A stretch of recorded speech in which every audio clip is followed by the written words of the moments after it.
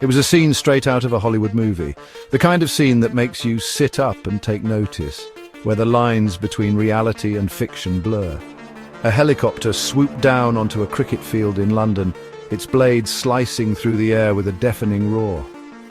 Out stepped Alan Stanford, a Texan billionaire with a swagger and a smile that could charm the devil himself. He carried a suitcase, not just any suitcase, but one that seemed to symbolize his larger-than-life persona.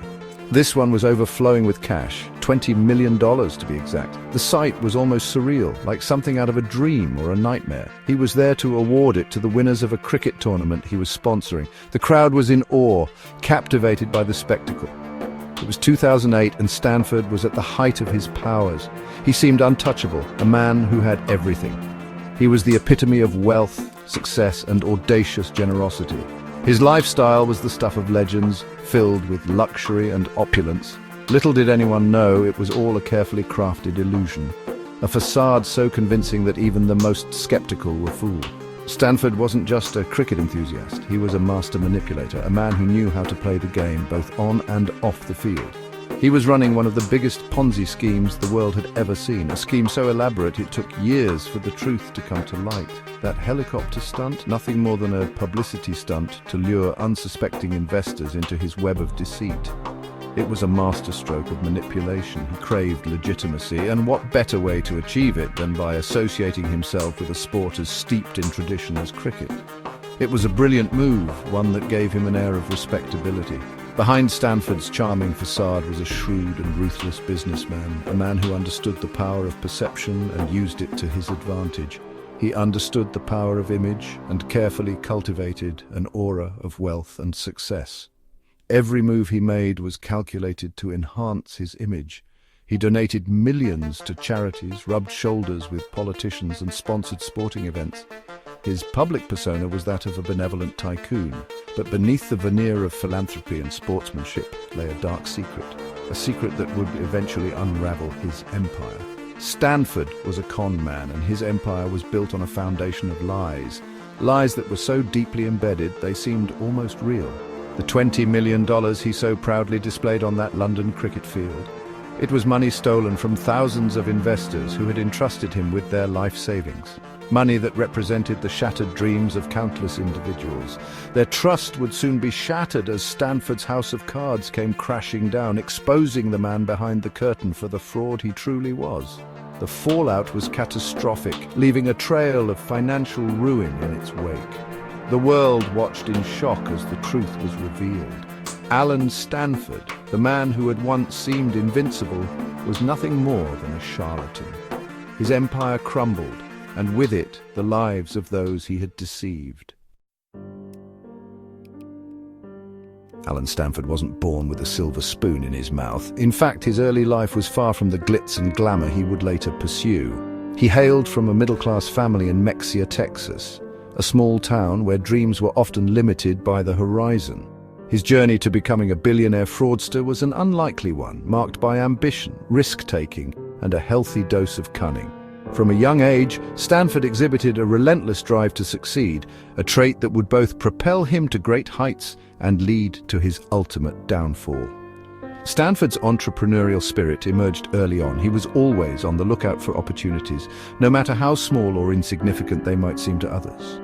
He opened a health club in the 1970s, a venture that showed his willingness to take risks and invest in his ideas.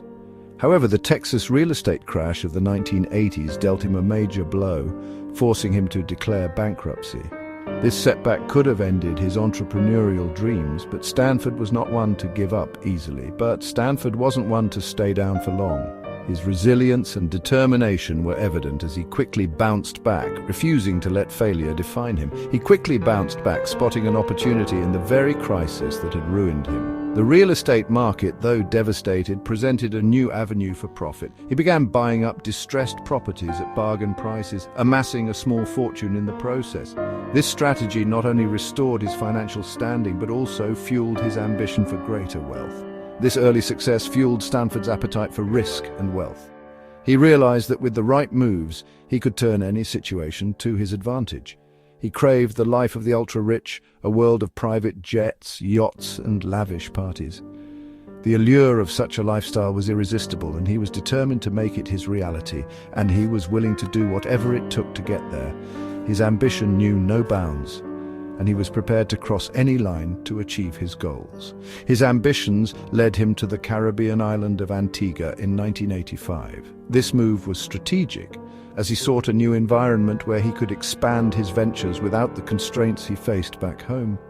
This tiny nation, with its lax financial regulations and reputation as a tax haven, would become the stage for Stanford's grandest scheme yet. Antigua offered the perfect backdrop for his ambitious plans, providing the freedom and anonymity he needed. It was here that he would transform himself from a small-time real estate speculator into a global financial player, albeit one with a very dirty secret. His rise in Antigua marked the beginning of a new chapter, one that would eventually lead to his spectacular fall from grace. Antigua, with its pristine beaches and turquoise waters, was a haven for tourists and a magnet for wealthy investors. But beneath its idyllic facade lurked a darker side, a world of offshore banks, shell companies and lax regulations that made it the perfect playground for financial criminals. For Alan Stanford, Antigua was more than just a tropical paradise. It was the ideal location to set up his financial empire. The country's loose regulatory environment meant he could operate with minimal scrutiny. He quickly ingratiated himself with the local elite, cultivating relationships with politicians and businessmen who turned a blind eye to his questionable dealings. He purchased a bank, the Guardian International Bank, which he later rebranded as Stanford International Bank. This became the cornerstone of his financial empire, a vehicle through which he would channel billions of dollars in fraudulent investment. Stanford used his wealth and influence to buy respectability. He donated generously to local charities, built a lavish resort, and even acquired a knighthood from the Antiguan government, adding Sir to his name. But these philanthropic acts were a smokescreen, a way to deflect attention from the criminal enterprise he was building right under everyone's noses. Stanford International Bank, headquartered in a gleaming office building on St. John's Harbour, became synonymous with wealth and exclusivity. The bank's impressive facade and prime location were carefully chosen to project an image of stability and success. This was no ordinary bank, it was a symbol of financial prowess and elite status. Stanford, with his carefully crafted image as a financial guru, lured investors with promises of high returns and a safe haven for their money. His presentations were nothing short of mesmerizing, filled with complex charts and graphs that seemed to validate his claims. He spoke with such confidence and authority that it was hard not to believe him.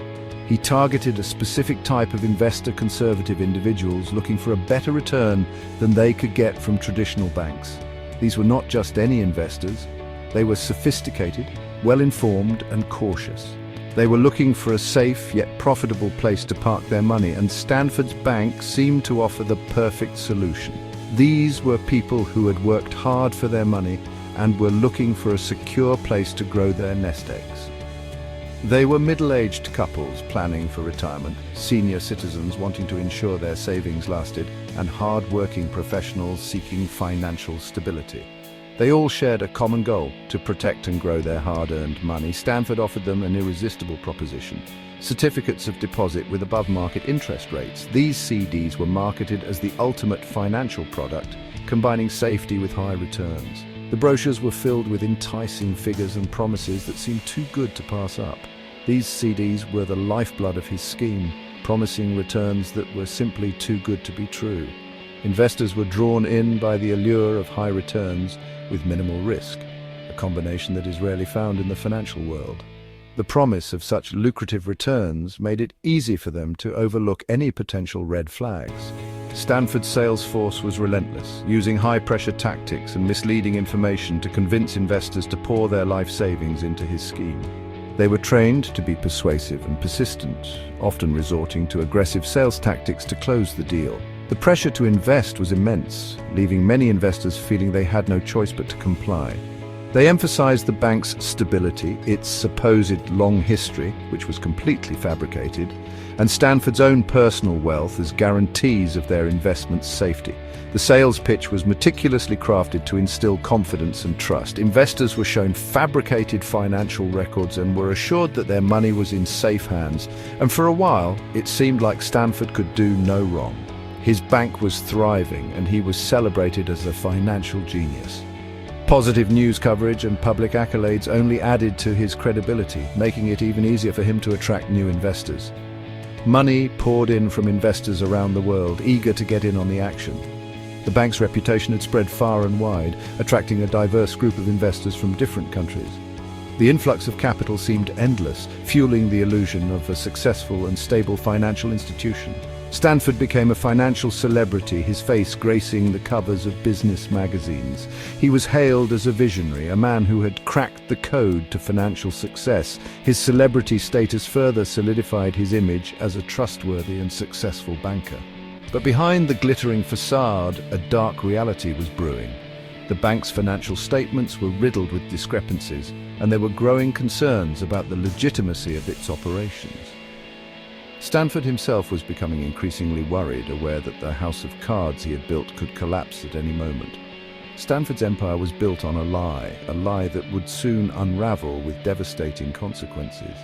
The truth was bound to come out, and when it did, it would bring down not just Stanford, but also the countless investors who had placed their trust in him. The rise of Stanford International Bank was spectacular, but its fall would be even more dramatic.